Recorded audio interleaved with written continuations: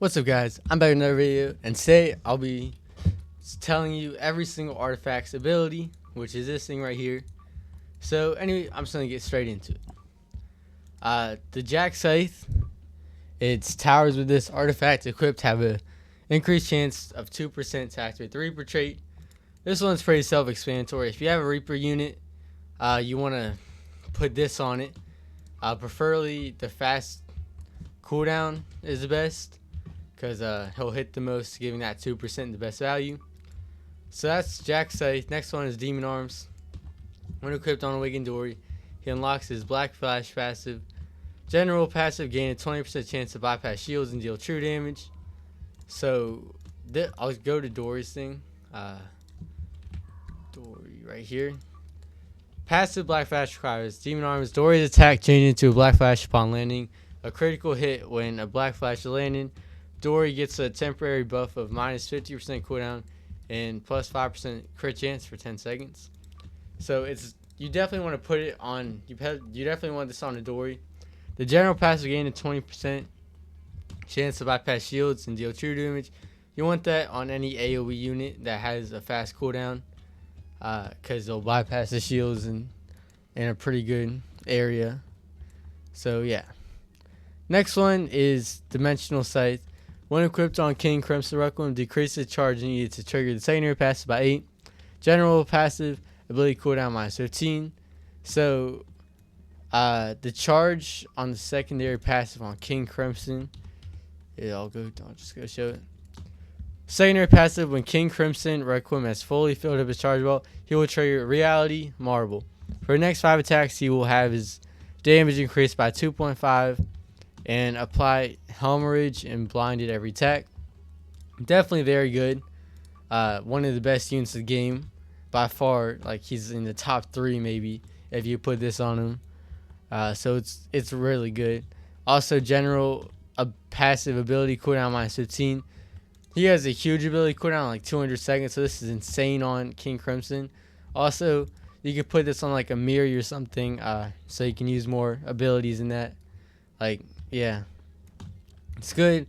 I recommend putting this on King Crimson every time you get one, and if you have multiple, just put it on any like abilities that you're using, because it's pretty good. Next one, Cursed Orb. When equipped on Shadow Geo, he will be able to trigger the Lingering Remnants passive every 8 seconds instead of 12. Alongside this, Shadow World Requiem begins with be increased by 1.5.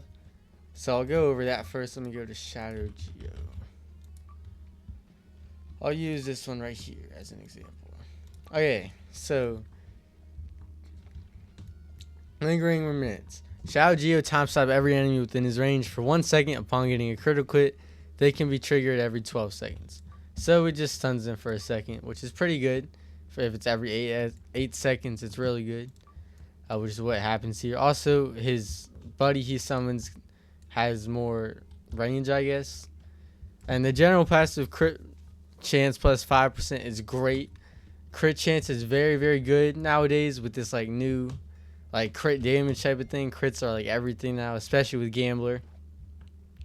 I recommend putting this on Shadow Geo if you have a Gambler Shadow Geo.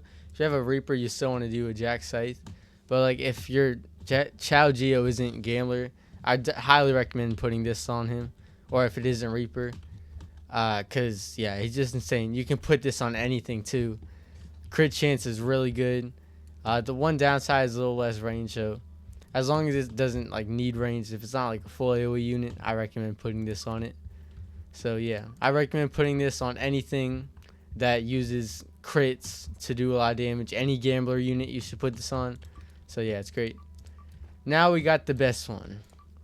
The Yamato. This one's the new best one. When equipped on Vigil, he will get 1.5x charge in every attack. That's pretty good, but this general passive, which makes him crazy. General passive, crit damage times 1.65 and cooldown times 1.25. So his cooldown does go up by 1.25 until you get a max, then is 1.1. But the crit damage times 1.65, let's say your crit damage is 500%, it'll times that by 1.65. Now it's almost like 760 or something. 780, something like that, which is great. this is by far, or not by far, it's pretty close to the death paintings, which I'll get into next. But it's definitely the best one in the game. I recommend putting this on like anything that has a good crit chance. So do whatever you can to get this. It's kind of like you don't need a unit to put on, you just need a high crit chance here, and it'll be really good on any unit. If you get a high crit chance, and like it'll be insane. One thing I don't think you want to really put these on gambler units, and gambler units already do the maximum amount of crit damage. So that's one thing I want to put them on, which kind of drags it down because now gambler units are going to be starting to be meta with all these crit chance buffs and stuff. So yeah, I'd say this is the best one by far. I'd say I don't think that's crazy to say, because crit damage is taking over the meta fast. Crit chance and crit damage, they're going to take over that meta. Perfect death paintings. This one's very good too. Second best in my opinion. When equipped on shows, reduces blood orbs required for supernova by 1. That passive alone is great because Chose is actually a very, very good unit still. When supernova, when Chose attacks, he receives a blood orb. Upon reaching 5 blood orbs, next attack turns into a supernova, which is AoE damage. Supernova does 80x his display damage, and it becomes every 4. So this number right here, 34,000 times 80, is what he'll be doing as a plane. Imagine you give him like level 100 Celestial Majestic or something, it'll be doing crazy damage. So that alone is good. This next one is general passive damage goes down by 35% until you max, and damage gets up by 20%. This is very good because normally your units are maxed out majority of the game. So as long as you have like a good starter unit and then you can max out your stuff, then this is great. Everything gets 20% more damage when it's maxed out. So it's a very good artifact to have. So I highly recommend getting this one. Even if you don't have Chose, the 20% damage, it doesn't seem like a lot, but it actually is a lot in game. So yeah, I recommend getting that. Next one, the Spectral Prism. This one's pretty obvious. Applied to farm units every round, has a chance to give all players on your team cash rather than just the owner. You just put this on a savior farm, I guess, and you want to do it in like big games. I wouldn't really say it's worth it. I don't think this artifact. I think this artifact is the worst out of all 10 of these right now. Farms they used to be good. Now they're just like pretty useless. Now that people use units to get money, farms aren't really good. So yeah, this one's not the greatest. So yeah, I want to recommend going after that one. Next one is the Tenga. Oops. Yeah, it's the Tenga Zangsta or something. Zangetsu, something like that. When equipped on Ichi Moonless Sky, unlocks the Mujetsu ability. Let's go to Ichi Moonless Sky. Let's see. Does it tell the ability? No, it doesn't say the ability.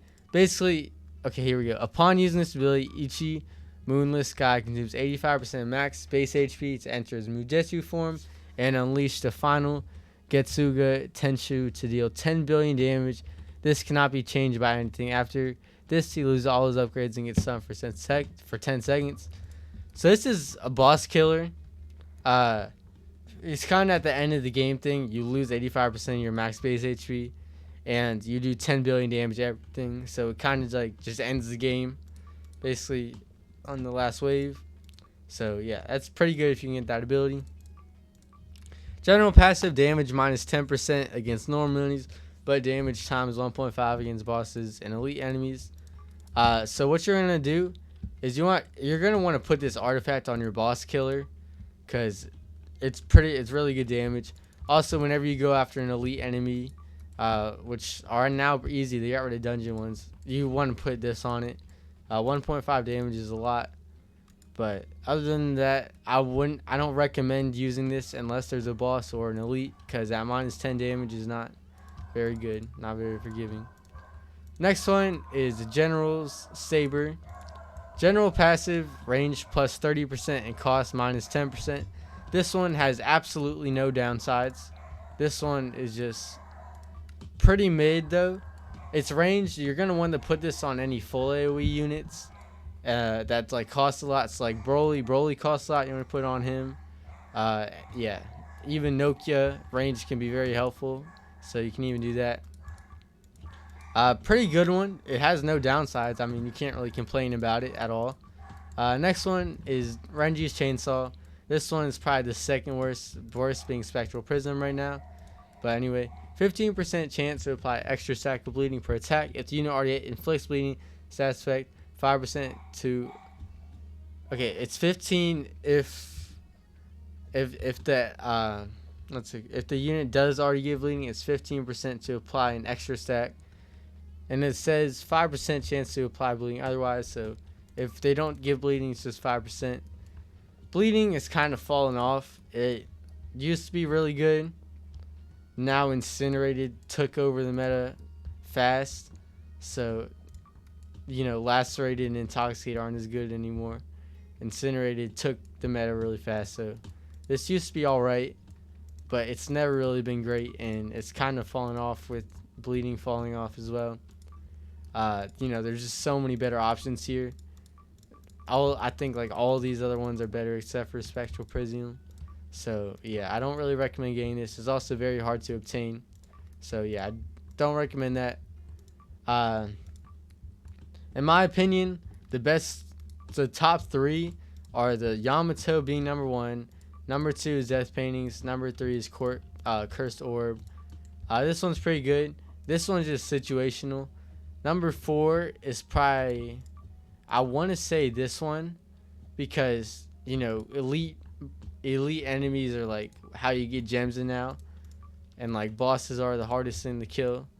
Then probably General Saber, has no downsides.